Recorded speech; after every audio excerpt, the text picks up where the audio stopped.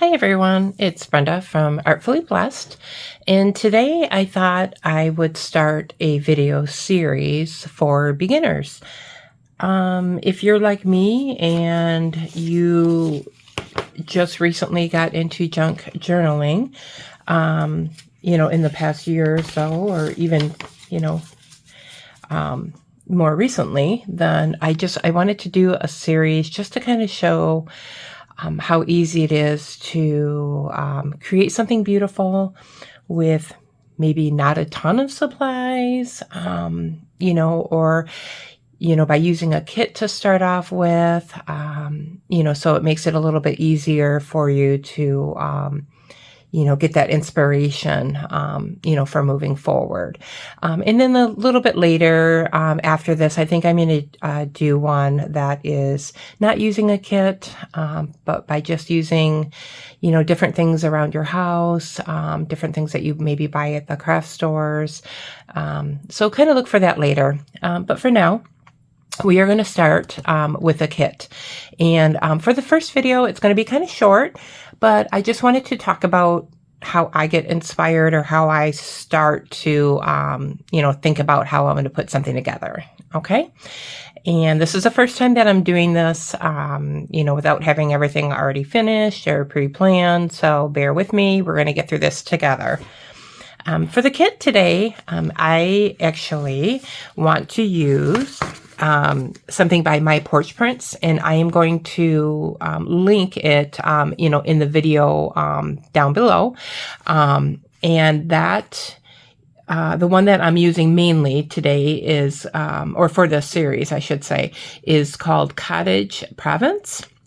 I also might use a shabby on Sweet Purple from the same group, My Porch Prints. So Stephanie and her daughters and her husband actually have this beautiful Etsy shop, and the kits are just phenomenal.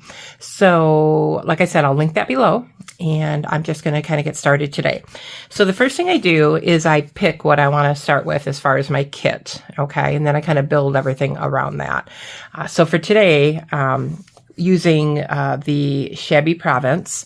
It's just beautiful. It has, lavender in it, and just, wonderful pages. One thing that she includes in her kits, which I love, is she'll include a page that's blank, and then she will include a page that has lines on it for journaling, which I love. So what I end up doing a lot of times is I will take her kit, and I will print all of the, the beautiful decorative pages, and then I will, flip my paper around, and then it'll go through the printer, and it'll grab the lined paper or the blank.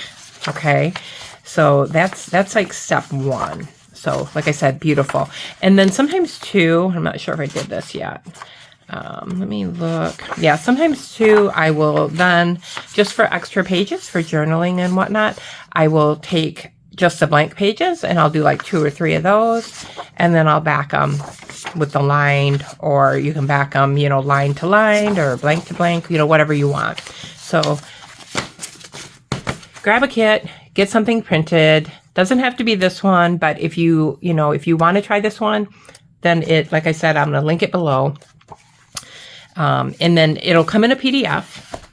Some of her kits come in PDFs, and some come with like zip files where they have JPEGs in them.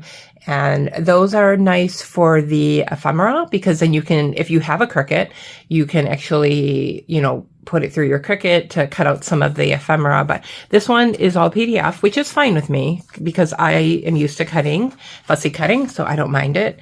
And so, like I said, if you're a beginner, you probably are too. All right. And then the ephemera that comes with it are these beautiful like tags. You can, glue them for tuck spots, whatnot. And then there's envelopes and all kinds of stuff. Okay. So I just kind of go through this a little bit. So I printed this on cardstock. And some of these you'll notice that I backed. So let me show you that. So this one actually is a couple like file folders, okay? And so because they're file folders and we're going to fold them here and open them, I don't want the inside to be blank, just white paper. So I actually put it through the printer using one of the pages. I picked out one of the pages in the kit for my background, okay? So hopefully that makes sense to you. And I did that here as well. This is going to be a little envelope. And so I wanted it backed. All right. If you don't back your paper, no worries. You can actually glue some pages on, or, collage on the back. That is absolutely fine. Okay. And then another thing that I grabbed, let me grab my little pile here. And it doesn't mean I'm going to use all of this, but I just kind of wanted to show you. Let me zoom out just a tad here. All right. So I grabbed some stationery that I have. Sometimes I like to just, it's thinner paper, but it's good enough, and it's great for journaling, right? So sometimes I'll fold some stationery pages in between. There's some graph paper that I've actually coffee dyed. Not sure if I'm going to use this or if I'm going to make some more with tea dye. I'm not sure if I'm happy with this yet, but we're going to see. I'm going to kind of go with it. And then here is ledger. I like to use ledger paper. This was actually, I think I dyed this with actual food coloring. That's what it looks like to me anyway. But as you can see, even when I did it in the oven, I have a little bit of a rust spot here, which is fine with me because I think it adds character. But this is from a Braille book, which is really cool to me because it has so much texture and adds interest. And, you can put that in there like that. You can put pockets in it or whatnot. There's a couple of those ones coffee dyed.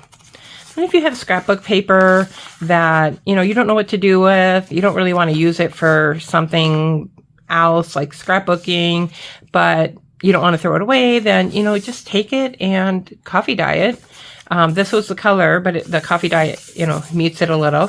And then there is, some character on the other side with the coffee dye. It looks kind of cool, huh? And one thing too is when you bake your paper, and you only bake it for very low temp for a little bit in the oven to dry this stuff, it actually strengthens the paper. So I kind of like doing that. Same thing.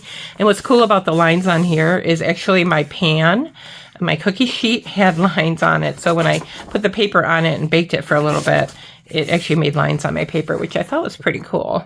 I should have did it the other way, right? So I would have had lines this way, but who knew that was going to happen, right? All right, so more ledger paper. This one I actually coffee dyed. A music page coffee dye, and this one is a big one. So, I'm not going to leave it this big. I might just tear it apart and then just use part of it. But like I said, when we get going, that's when we'll make our decision. And then I grabbed a book. I have a lot of books. I get them at Goodwill and all the stores like that. And the reason I grabbed this one is because it did have some pretty purples and different flowers in it that I thought would be really pretty. Some of this stuff like here, like on the side, you could use for a belly band. So there's a lot of possibilities. You could actually just cut out the flower, back it with paper, and use it as a tag. So there's going to be a lot of possibilities with this book. So I wanted to grab that, just kind of show you. And then I went in I have a lot of paper packs. I went in my paper packs drawers, and then I found some card. It's kind of like, it is scrapbook paper, or it is from a kit. I'll show you what kit. Do I have it in here? I don't think I have the name of it anymore. I think I tore off the top of it, and I think I used it already. But anyway, this is all to the same scrapbook paper pack, right? And I think I got it at Michael's, if I'm not, or Joann's, one or the other. But anyway, I liked it because it had, the different colors that I thought might go well with my, with that kit, okay? So that's why I was using that. All right, so there's that. All right, we're getting quite a pile here. And let me move this. All right, now I want to put my paper back on top for a second. So I want to show you. And then what I do too is I actually grab napkin packs when I see them.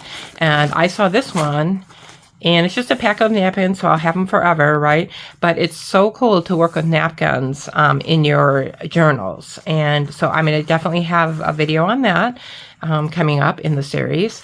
So I thought this would be beautiful because look at that. Doesn't that go really well?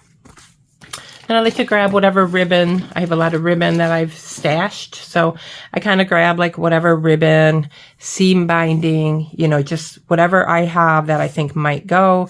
I kind of will keep that together. And then thinking ahead to what do I want to use for a cover. You have many options. You could use a book cover. You could, you know, use cardboard from a cereal box.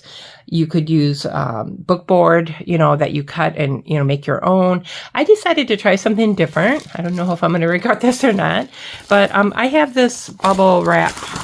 It's a bubble folder that I got in the mail with something in it. Okay.